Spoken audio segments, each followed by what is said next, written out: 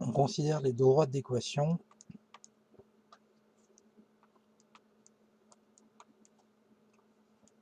x égale t, y égale 0, z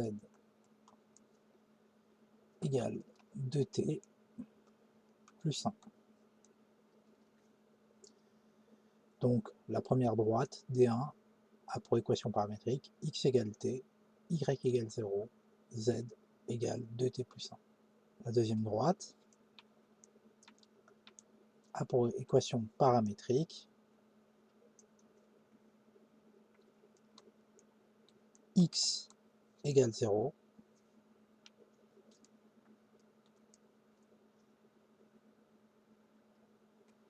y égale 2t prime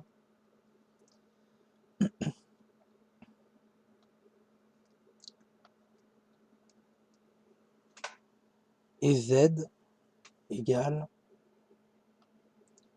3t prime plus 1.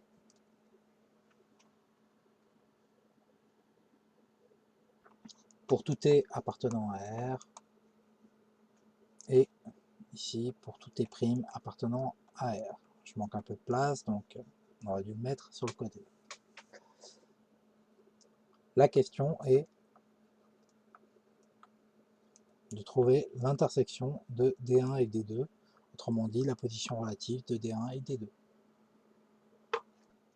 Dans un premier temps, je vais regarder les vecteurs directeurs.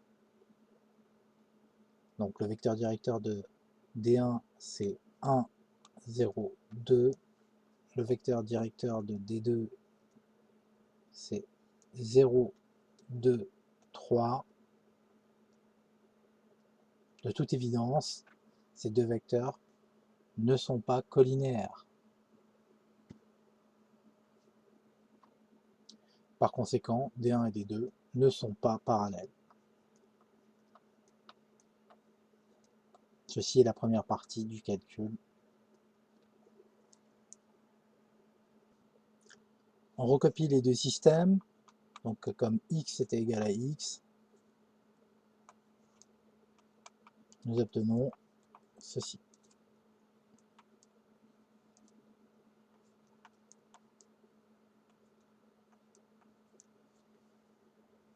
Et nous allons résoudre. À la première ligne, c'est déjà résolu, t égale 0. À la deuxième ligne, voilà, je peux inverser gauche-droite juste pour la lecture.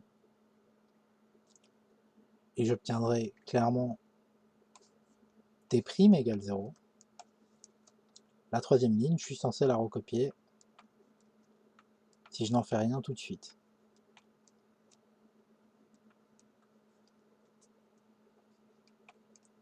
Donc je me retrouve avec t égale 0 et t' égale 0.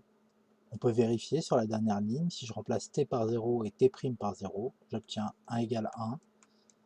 Si j'avais obtenu une incohérence, cela aurait signifié qu'il n'y avait pas d'intersection. Ici, comme j'ai trouvé 1 égale 1, c'est cohérent. J'ai une valeur pour t, j'ai une valeur pour t'.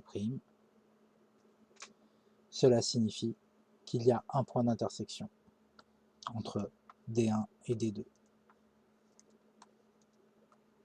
Je vais l'appeler petit a.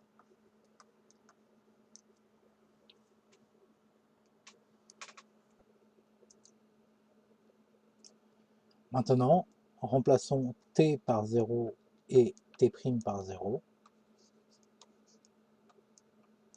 pour obtenir les coordonnées de ce point d'intersection.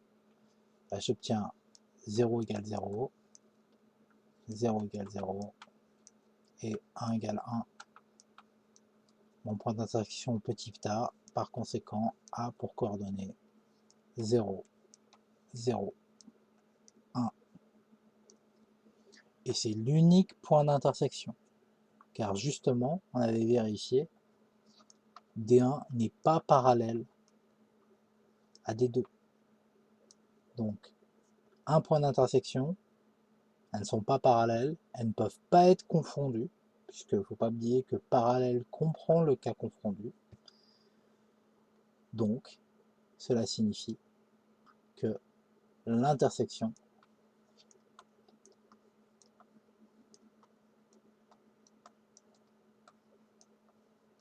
est réduite à un point, et donc que les deux droites D1 et D2 sont séquentes en A.